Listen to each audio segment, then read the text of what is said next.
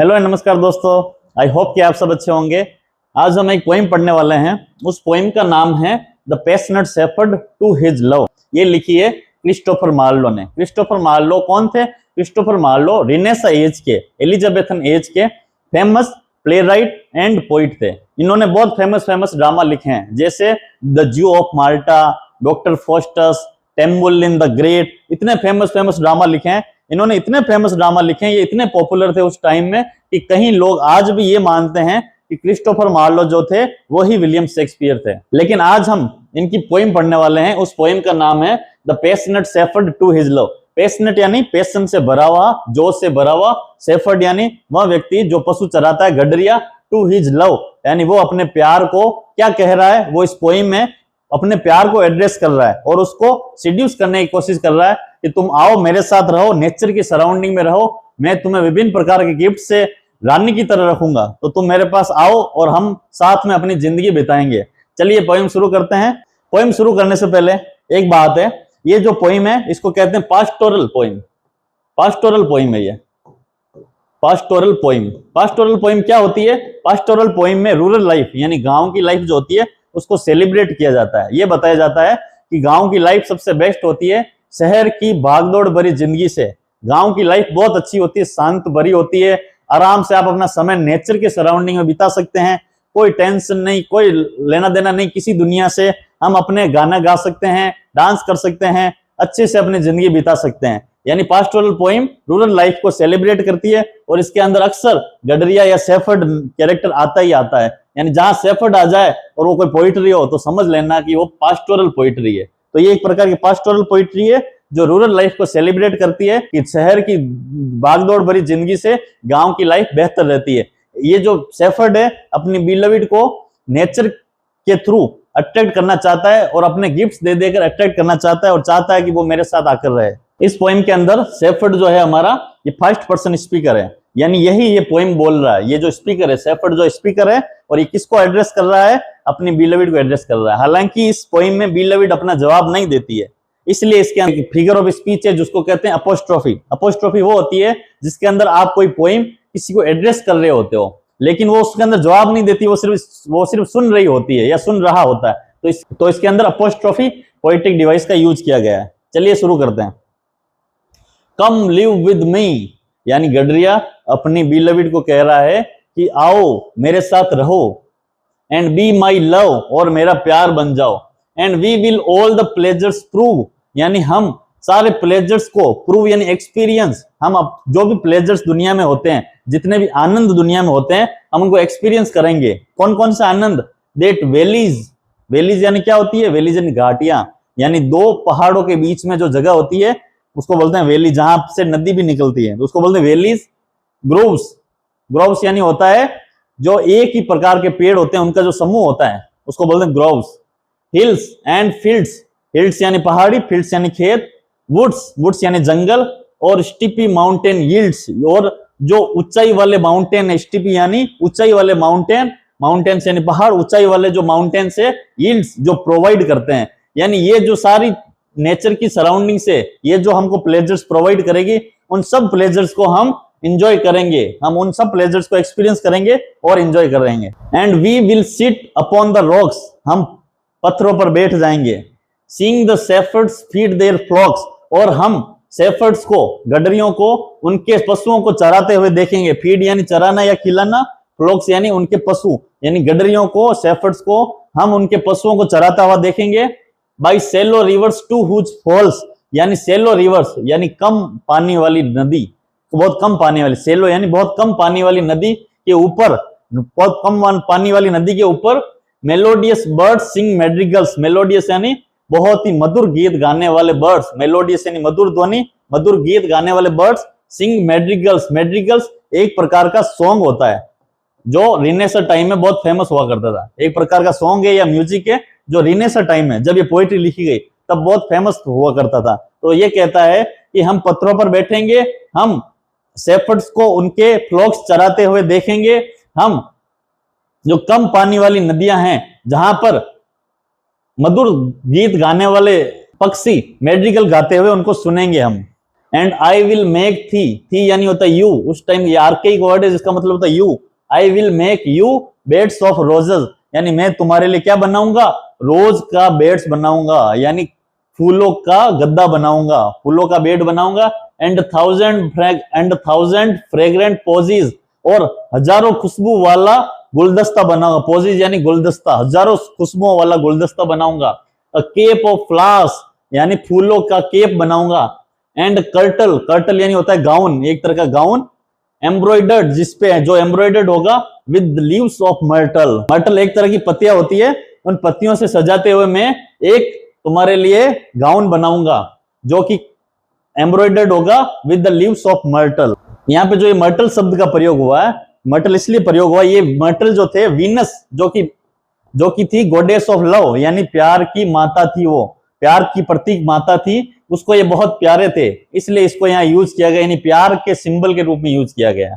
A gown made of the finest wool, यानी मैं ऐसा गाउन बनाऊंगा जो कि बहुत ही फाइनेस्ट वुल से बना हुआ होगा, बहुत अच्छे ऊन से, बहुत बेहतरीन ऊन से बना होगा। Which from our pretty lambs we pull, उस ऊन को हम हमारे ही लैम्प्स से निकालेंगे, यानी हमारे ही जो मेमने होंगे या हमारे ही जो भेड़े होगी उन्हीं से हम वो ऊन को निकालेंगे जो कि बहुत अच्छी क्वालिटी का होगा, उससे मैं एक गाउन बनवाऊंगा।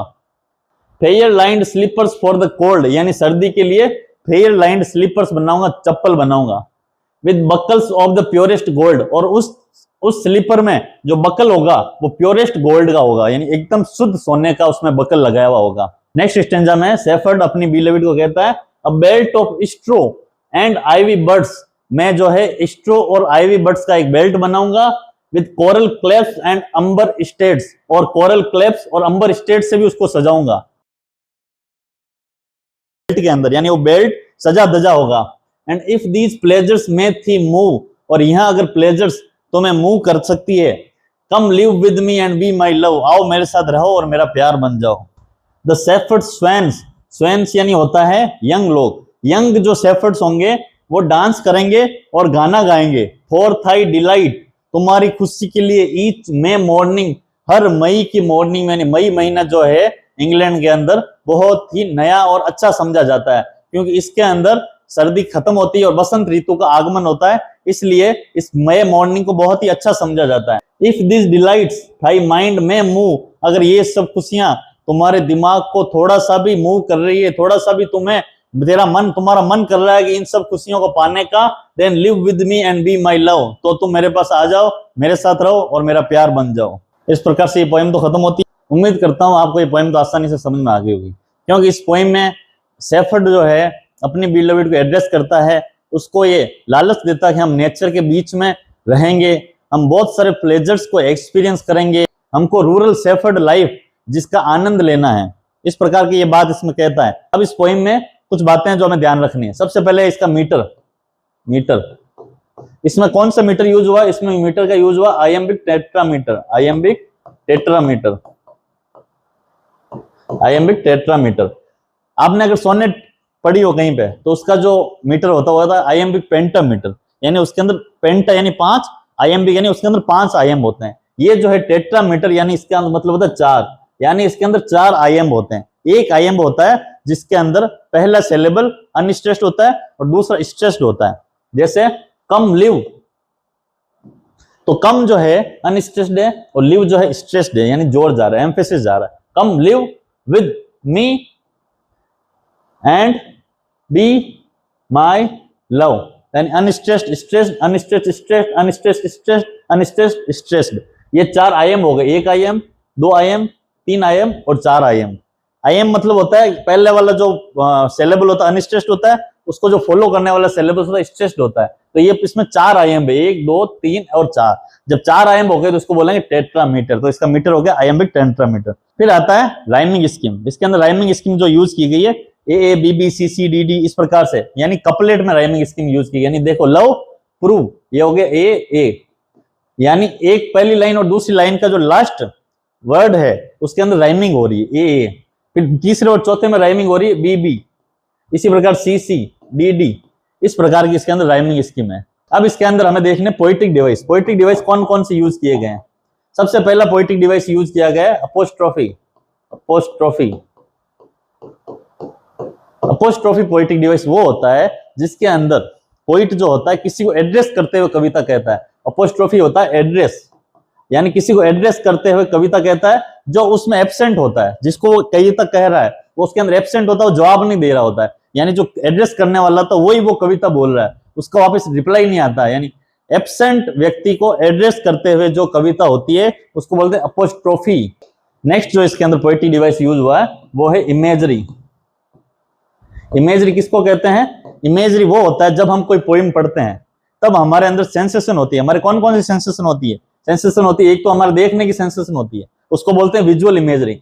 यानी अगर जैसे मैं ये पढ़ रहा हूं valley, groves, hills and fields, तो जब मैं ये पढ़ता हूं तो मेरे दिमाग में इमेज बन रही है इनकी, वैली की, ग्रोव की, हिल की, फील्ड की, तो ये हो गया विजुअल इमेजरी। एक तो था सी जिससे बनता है विजुअल इमेजरी, एक तो इसके अंदर इमेजरी है, जिस एक इमेजरी इसके अंदर विजुअल इमेजरी, दूसरी होती है ऑडिट, सुनना, हियर, उसको बोलते हैं ऑडिटरी इमेजरी। ऑडिटरी इमेजरी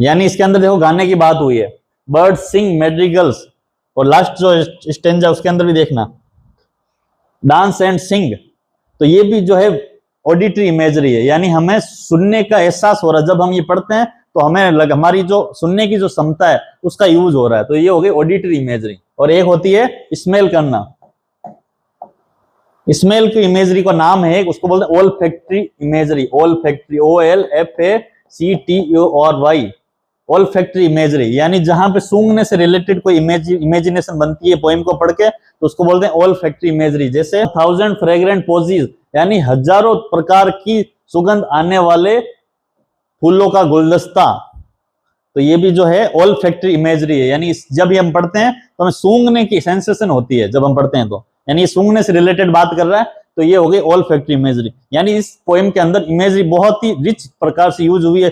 3 प्रकार की इमेजरी यूज हुई है, एक होती है विजुअल, एक हुई ऑडिटरी, एक हुई ओल्फैक्टरी। 3 प्रकार की इमेजरी का यूज हुआ है। ठीक है, ये हो गया हमारा दूसरा पोएटिक डिवाइस।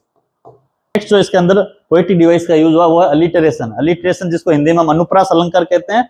2 कॉन्सोनेंट साउंड जब नियर बाई वर्ड्स में होते हैं तो उसको बोलते हैं अलिटरेशन। जैसे ये देखिएगा, प्लेजर्स प्रूव, PP आ रहा है तो ये हो गया अलिटरेशन। सीइंग, शेफर्ड, ये हो गया alliteration. Feed, flocks, alliteration. The shepherd, swain, shall, sing, ये हो गया अलिटरेशन। तो इस प्रकार के जब consonant sound near by words में लगातार यूज होते हैं तो होता है अलिटरेशन। तो तीसरा इसके अंदर पोएटिक डिवाइस हो गया अलिटरेशन। नेक्स्ट जो इसके अंदर पोएटिक डिवाइस का यूज हुआ है वो है अलूजन।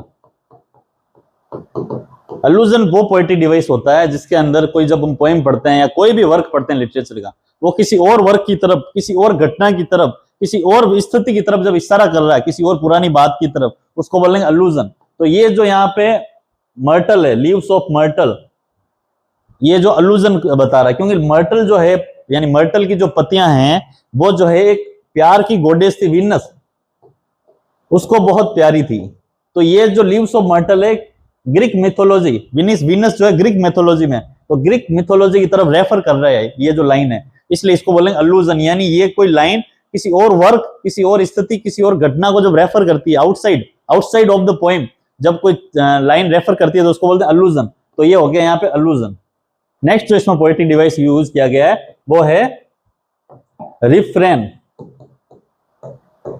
रिफ्रेन यानी कोई लाइन या कोई बात किसी पोइम में बार बार रिपीट हो रही हो तो इसको बोलते हैं रिफ्रेन। जैसे ये वाली लाइन देखना आप, come live with me and be my love, पहले स्टेंजा में है ये, देखो 5वें स्टेंजा में come live with me and be my love, फिर ये देखो live with me and be my love, ये जो लाइन है बार बार रिपीट हो रही है तो ये हो गया रिफ्रेन। यानी stanza number 1, stanza number 5, stanza number 6 में ये लाइन रिपीट हो रही है तो ये हो गया रिफ्रेन।